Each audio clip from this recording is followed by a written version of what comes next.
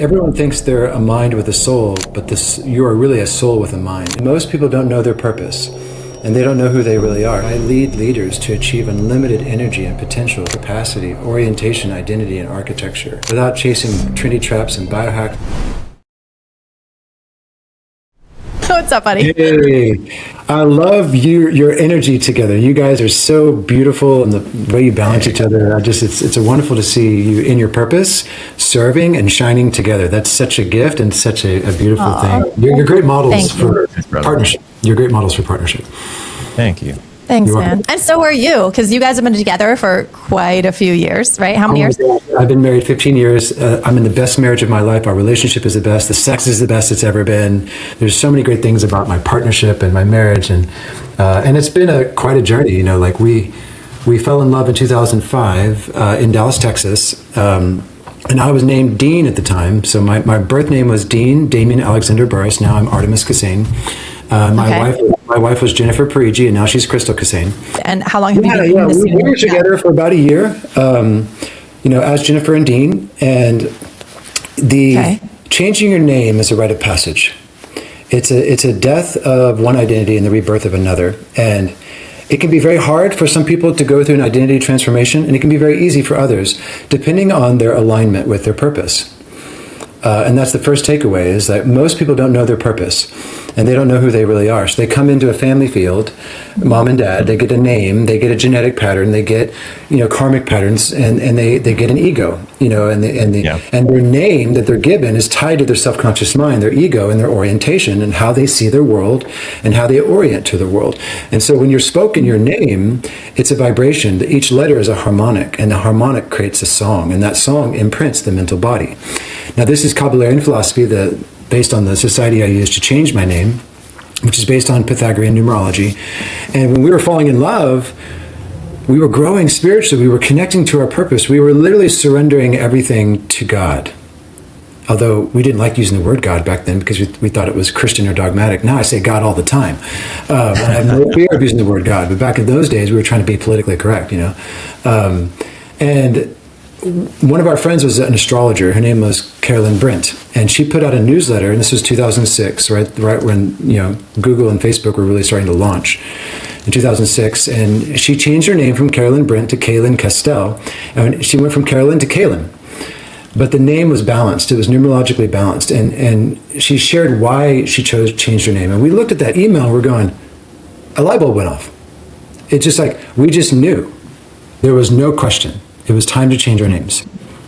That's wild. That's wild, because that was pretty much what happened to us after we met you. Like, after the full experience, we kind of got done, and it became the choiceless choice, right? It was just like, we didn't know what else. It was like not an option. We didn't know what we were going to change to, and you know how that process goes. But it was just like, staying stagnant felt like going backwards. Totally.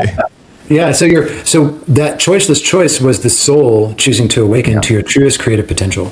See, everyone thinks they're a mind with a soul, but you are really a soul with a mind. And the purpose of the soul on earth is self-realization and God realization. And when you choose to take on a new name, you're being creative from your soul. You're not limiting yourself to a family field or a family dynamic. And so a lot of name changing is actually disconnecting from the hold karmic patterns have over you and being reborn into, like, I was literally reborn into Artemis. I had to go through a 9-month gestation process with my new name. And and what was interesting is when we changed our names, we sold everything we owned. She's like, I don't know if I could take 9 months of this. I don't know. This is a moment. That was my version of it. You might take 9 seconds. I don't know. However long you need, honey, you just take as long as because I can do it. It's a birthing process, Yeah. Your subconscious mind still knows you as Hannah. Mm-hmm. Your conscious mind is choosing Isaiah. The subconscious responds to rhythm, repetition, and deep feeling, and it doesn't change in a day or a week or a month.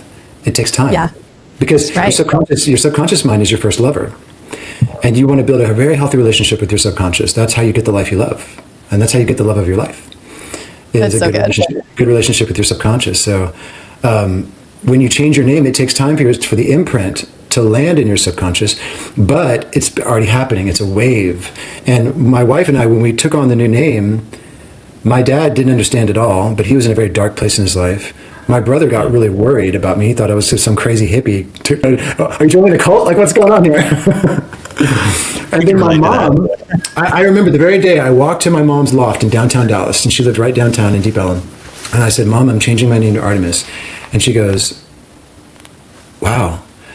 And she says, I said, what do you think? She's like, how could I keep you from spreading your wings and flying? Go fly with your new name. That's what my mom said. What a beautiful reaction. Yeah. That's the kind of mom that I want to be at my depths, that I want that to be my first reaction. I feel like a lot of parents can get there eventually. They might go through disapproval. They might go through the fear. They might go through the projections, the disappointment, the feeling like their gift is, is being thrown back at them. But and they eventually maybe get to that place of acceptance and then encouragement and then, like fly love. But for your mom to go immediately there as her first reaction, like I bet she's done her own work. Yeah. Like she sounds pretty far down that path. My mom has a lot of wisdom, and she's a very independent person. She's very self-empowered. She's entrepreneurial. So she got it. Like she got the intent behind it. Like she wasn't attached to the name she gave me. When it's a lot of parents that take it personally if you change your name because they gave you that name. They think they own it. And it's just their ego. It's just their ego getting away. Exactly. Yeah. If they really saw your heart, they wouldn't judge you or hate you or disown you if they saw your heart. They're only seeing you through the mind. Right. Do you think it's representative as well that because they think that they own the name, they also think in some ways that they own you and who you get to become or don't become, and they own who the version of you could be or should be? Now, when we say they think, it's only their mind and the egoic structure that places ownership. Because in the kingdom, we don't own anything. We're stewards of everything. Why do we build churches and trusts? Like, why do you build a trust? It's because it's your legacy. It's going to outlive you. You don't own anything. So they don't own the name, but their mind thinks they own it. And so that's their ego's in the way. But they haven't even been taught the lesson of you have a self-conscious mind, you have a subconscious mind. You have an ego that is your subconscious, and it believes I am what I have, I am what I do, and I am what other people think of me. The ego has a mask, and there are 9 masks that we carry, and we have to shed that mask to rise to God. And so we live our life in survival, but thriving is a choice. And in order to thrive... Can you say that one again? I love these nuggets. I live for these nuggets, brother. Yeah. We're wired to survive. Thriving is a choice. So when you're taking on a new name, you're choosing to thrive as a soul, not as a mind or a child or your family. Like, all our family has issues. Like, we were born with issues. We need tissues for issues, like we're all born with issues, but when you take on a new name, it's a big deal because you're ready to thrive. You're ready to create something new. And that creative spark comes from your soul, not the mind. Yeah. And then so what I'm... Oh, sorry. Yeah, then the whole world around you who knows you as Hannah has to either adapt or reject your choice, and it's their choice, So I love how you've handled your situation, Isaiah, because it can hurt, when your family starts to reject your choice versus accept your choice. Sold everything we owned, loaded up our Prius, raw vegan. We started sun gazing, traveling the country, doing healing work like hippies, living out of our car, going from house to house, teaching workshops all over the country. We ended up in Mill Valley, Northern California, north of San Francisco Bay Area. And we were doing like festivals and going to Cafe Gratitude in 2006, 2007, having a blast, like just totally free, new names, new life, totally surrendered. Our car was the dowsing rod, and we were just traveling. We ended up in Mill Valley, and I was guided at the time as Arttemis to take a knowledge fast. So I started to connect to the great ones, the ascended masters of light, and to stop reading books and to stop listening to audios and to stop going to internet for truth. And I did a knowledge fast for 3 months. That was hard. That was so hard to stop seeking knowledge outside myself. And my master teacher at the time said, okay, as you do this knowledge fast, I want you to write down what you receive from...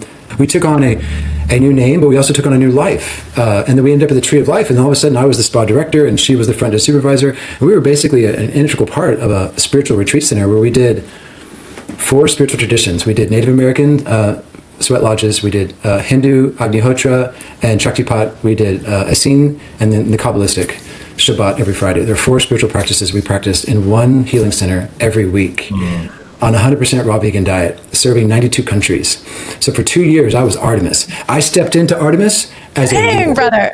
Yeah, you did. You really stepped in. Like, that's diving off the cliff. Entangled with my friends and family. I just launched. Like, what my mom told me, I didn't know I was actually going to do. How can I keep you from spreading your wings and flying? We just flew out of Dallas and just soared all the way to the Tree of Life. And we had some of the most amazing experiences. I have the fondest memories of the Tree of Life because it was a conscious community serving. We healed diabetes in 21 days. We were reversing diseases. We were using ozone and juicing and Native American sweat lodge and meditation and exorcisms. And there was all this healing happening in one place. And it was my playground. I got to create advanced detoxification therapies using light and sound and breath and water and touch. And I just had a blast there. It was so much fun. Yeah. That's amazing. So one of the things that I hear as kind of either an unspoken or a spoken concern about a name change is people will say, well, it sometimes feels like you're running away from something, like you're trying to erase your past and erase who you were, as opposed to what I hear from you is following a calling, like running to something or becoming something, as opposed to running away from something. Can you talk to us about what that was like in your experience, and how would one know the difference? If someone is considering a change in their life like this, how can they check to be sure that they aren't just trying to erase the past and run away? So we had, how do you tell the difference between someone from running away from fear and family and karma with a name change or coming into alignment with purpose? Yeah. It's really simple. Do you have a spiritual guide?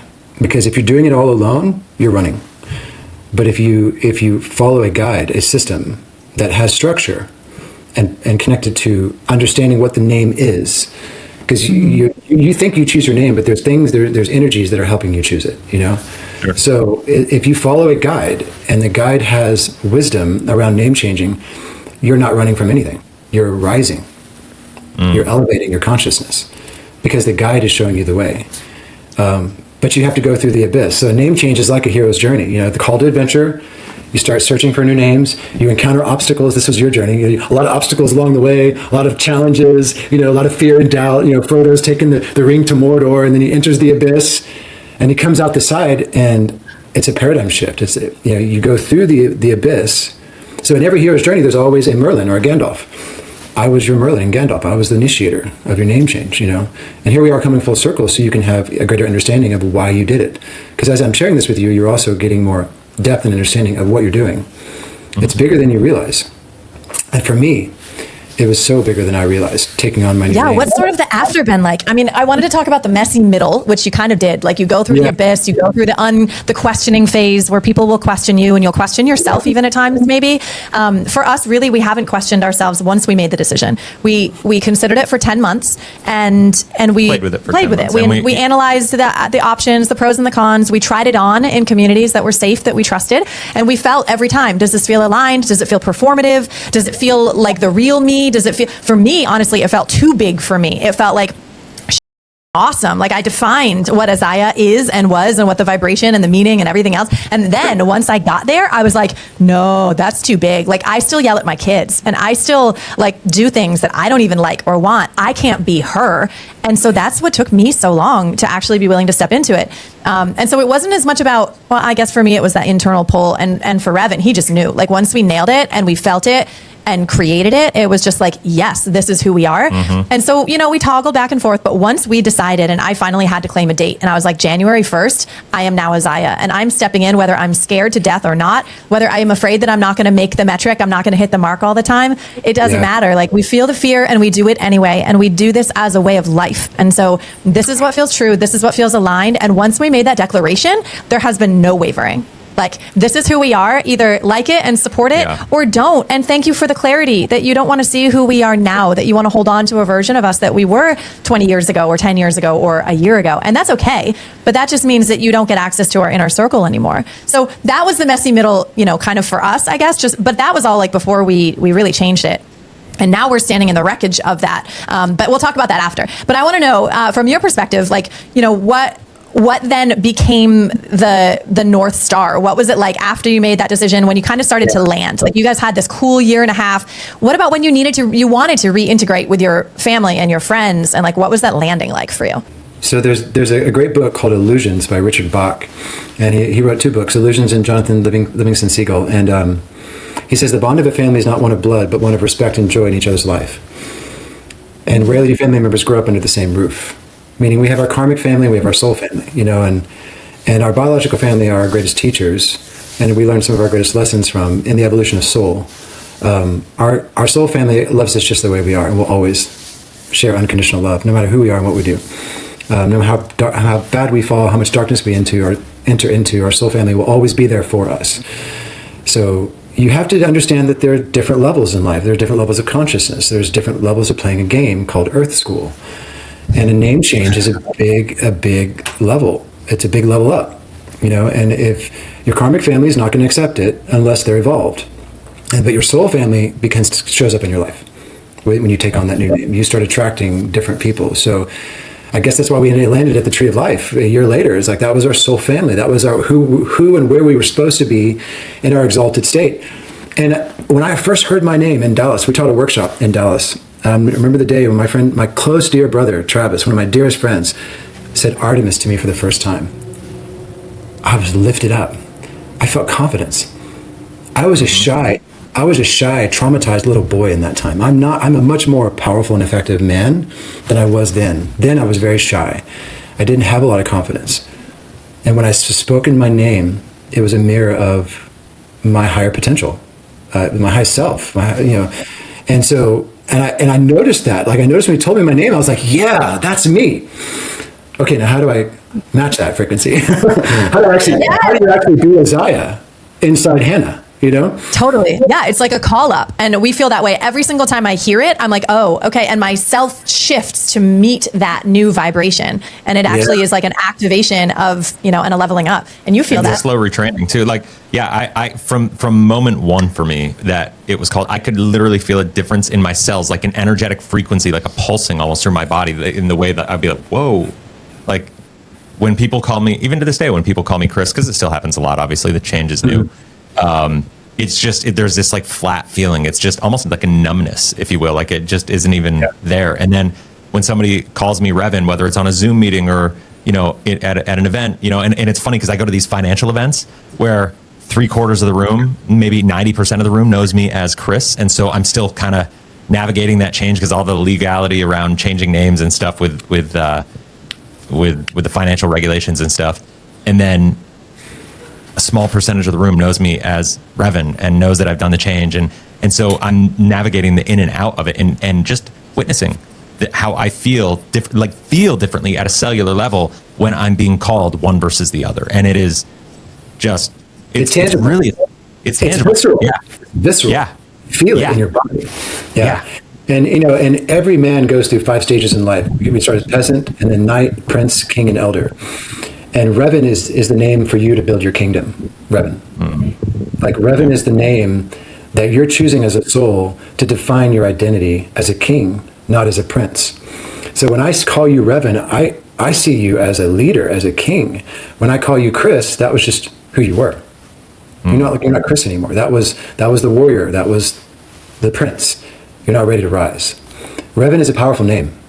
Revan. It's unique. It's your stamp to this creation. And it's your stamp to the marketplace too, as a thought leader, as a teacher of finance. So when you take on the name Revan, you're taking on power and responsibility to steward your kingdom. That's important. You need a powerful name for that kind of responsibility. Totally. I love your name. Your name is still powerful. Like Revan is a great name for you, for your soul, your frequency. Because I don't see you as an ego. I see you two as souls. Like you came together. You have dharma together. You have something very rare and special. We call it a dharmic relationship. When two couples come together, they're not just here to be in love and have family. They're here to express purpose together. That's hard. Family and business and dharma, balancing those 3 energies, and you guys are doing it. Like you have your good days and bad days, I know, but but you're doing it. Like you're a beautiful partnership, and you have dharma, and like you stepping into Revan, brother, is that you stepping into your kingdom and your leadership, and that name is calling you to rise into your masculine power and lead and take command of the field. And Revan is a man who takes command. Revan is a man who leads. Revan is a man who has great power and great capacity. And that's why I love your new name, because I see your soul. When Isaiah first told me your names, I looked at Revan and you, and I lit up. Yes. That's awesome. I lit up. I was like, yes. And then I looked at you and Isaiah, and I was like, yeah. I lit up when I said, but it took me a while to kind of really digest both names and really see them in relation to your soul. Because it takes a minute. Yeah, it takes a while to really digest and assimilate the new name when you know someone as another name. Names have great power. Like when you can name a thing, you have power over that thing, and that's the law of energy and vibration. And when you change your name, you're changing where you put your power. mentally, in the mental body. The soul's intention to take on a new name is the power of the soul to create, not limited by the ego or the mind. And so a lot of people think they're a mind with a soul, but no, you're actually a soul with a mind. And you use your mind to create. And the name becomes a new vehicle of creation, a new vehicle of expression.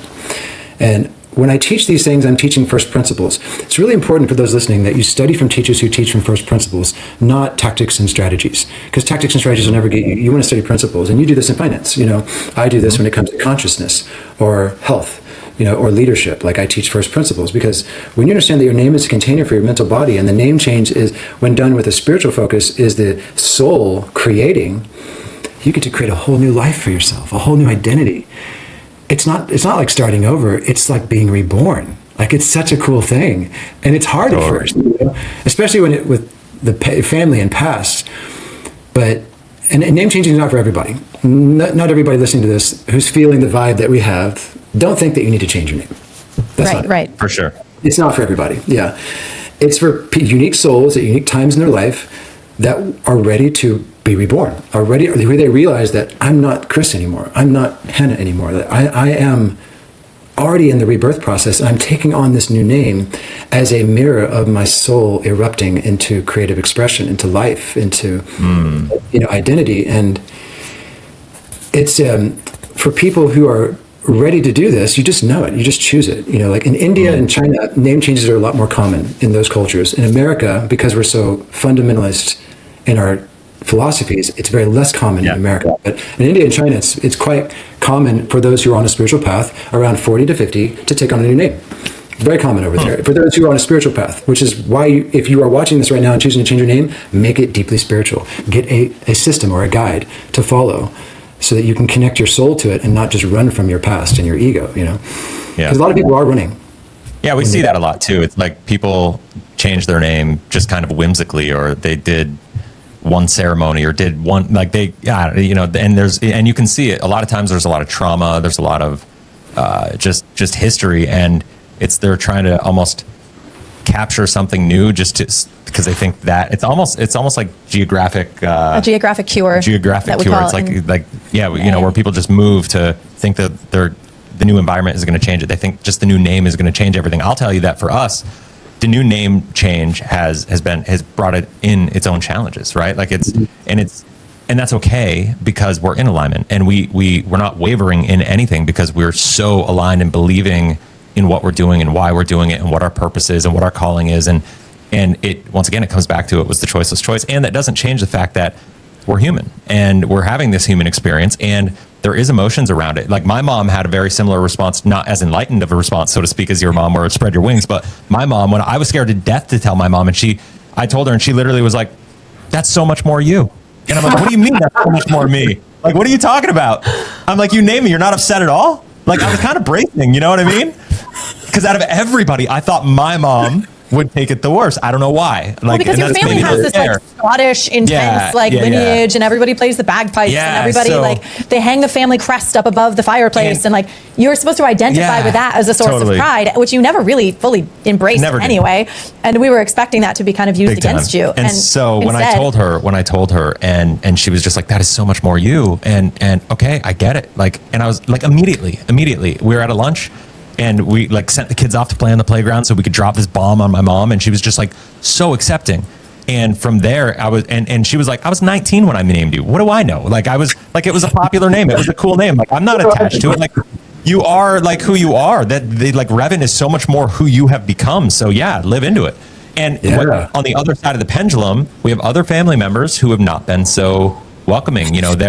It's hard, because they're like, a name is a gift, and it's like, by changing the name, it's like taking away the gift or spitting on the gift that they gave you. And there's a lot of ego tied to it, and it's really hard. And I think my dad is funny. Like, my dad isn't refusing to call it me Revan, but he just doesn't respond to it. You know what I mean? He just my mom is 100% on it. Her parents are like refusing to play the game, or I guess they're playing their own game, and they want to, they're holding on, to what they thought they knew. And it's really hard for them. It's not so hard for us. I mean, there's a challenge in the process of mourning of a relationship, right? Because we love them, and we the last thing we want is separation. You know what I mean?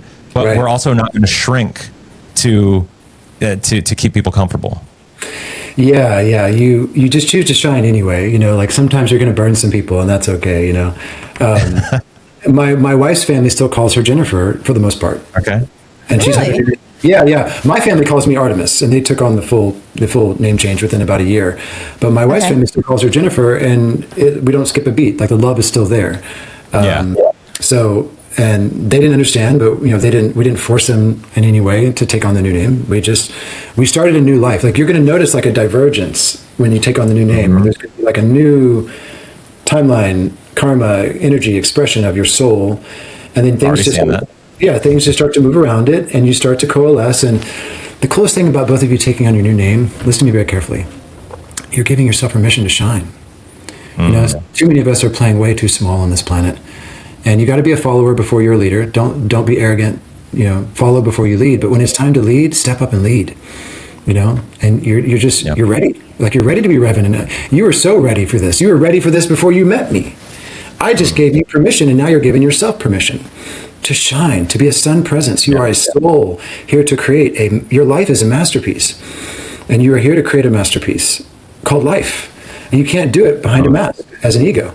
Your ego is I am what I have, I am what I do. And you have like the people pleaser mask, you have the hero rescuer mask, you have the protector guardian. Everyone is hiding.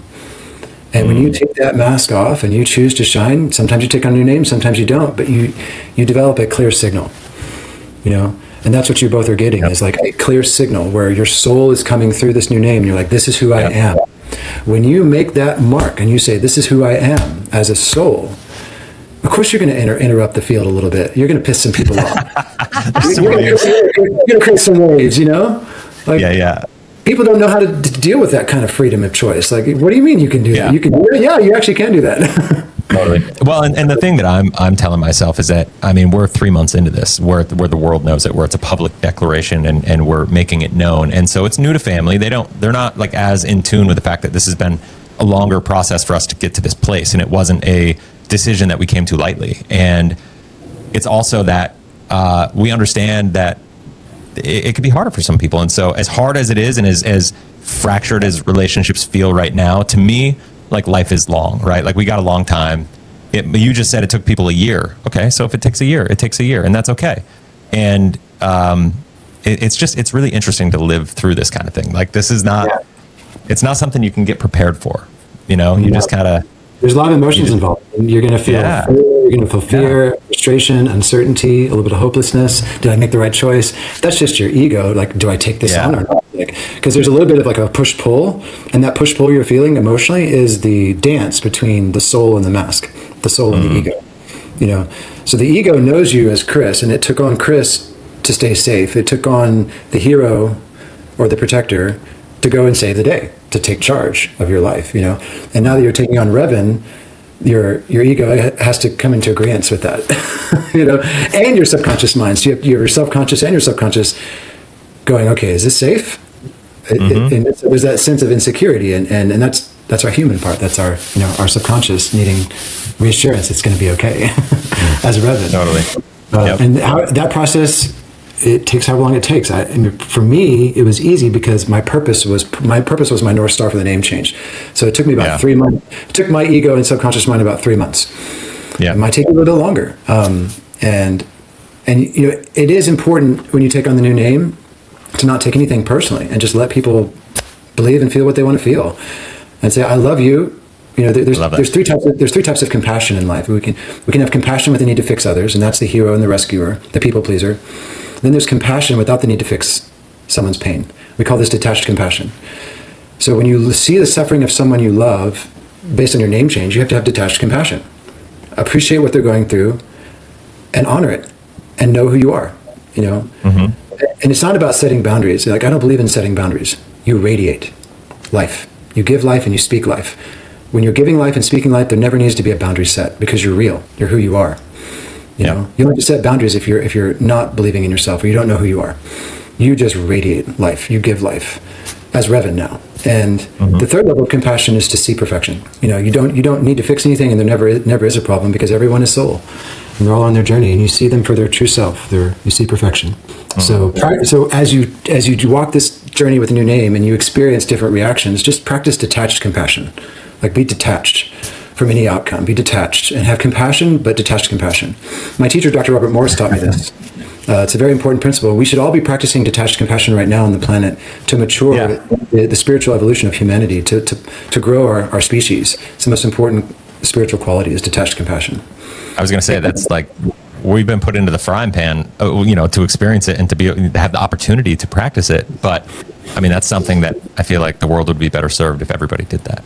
It's not easy, when everyone's facing a battle, and the battle's inside of themselves. And the battle is between the soul and the mask, the soul and the ego. And eventually you have to learn how to transform your ego from being your identity to the instrument of serving God. And most people identify with themselves as an ego, as a name, as a mask: the hero, the protector, the guardian, the people pleaser, the overthinker. There are 9 masks, 9 Enneagram personality profiles. And when you realize that you're not that pattern, and you shift orientation, you shift your entire architecture of life. And this is what we need to do in the evolution of our soul, taking on a new name or taking on a new role of leadership, is to shift our orientation to who we really are. And the new name is that, as a reflection of that, And I didn't know this going into my name change, but I know it now. I am Arttemis, and I have an orientation to life that gives life. I lead leaders to achieve unlimited energy and potential without chasing trendy traps and biohacks and supplements, through alignment, coherence, capacity, orientation, identity, and architecture. And we need more people like stepping into their power and leading to really move the needle. And name change is a great way to do that. It's a self-initiation. You realize you both initiated yourself. Oh yeah. Yes. Yeah, you initiated yourself. And this conversation is an invitation for others to initiate in whatever way you're being called to in your own life, audience. We're not saying that everyone should change their name, but what is there about you that's stuck in the old, that's stuck in the inheritance rather than the alignment? And, talking with Arttemis, I'm just sitting here like basking in the yumminess. Like, I got quiet, and it's like floating in an ocean for me right now of just permission and beautiful acceptance and profound seeing someone and meeting them for where they are and who they are. And like, it's so beautiful to just sit and float and soak in that. So it just feels delicious, Arttemis. So thank you for bringing that gift. And I bet our audience feels it from here as well. And that's the invitation, is find your thing. It may or may not be the name change, but find your thing, audience, where you're ready to level up into the next most aligned version of you that's connected to your highest self, your truest self, that's connected to spirit and that's connected to others. And be willing, our invitation is to be courageous enough to let the chips fall as they may with what no longer is in alignment with that. And that's where we are right now. Like, it won't come without consequence. So the fear, it's true. Like, you named it, we named it. The fear that there will be a shed of those who don't align. To me, it feels like 2 magnets. I love your discussion about boundaries. When you're emitting a particular radiance, I don't need to set boundaries either, because when I just clarify very, very intentionally what the energetics are that I'm pushing out, either people will be magnetized to it or they'll be magnetized away from it. And that's energetic as well. Like, yes, we're using words now to let people know we've realized that rules of engagement that used to be no longer are fitting us. And if you want to play in our sandbox, we're defining now as the matriarch and patriarch of our family what those rules of engagement are, but not from a place of lack or limitation or anything other than just what feels like the most creative, beautiful way to live in what you were referring to live in that beauty and that unconditional love and unattached acceptance, detached acceptance, all of that. So thank you for all of that.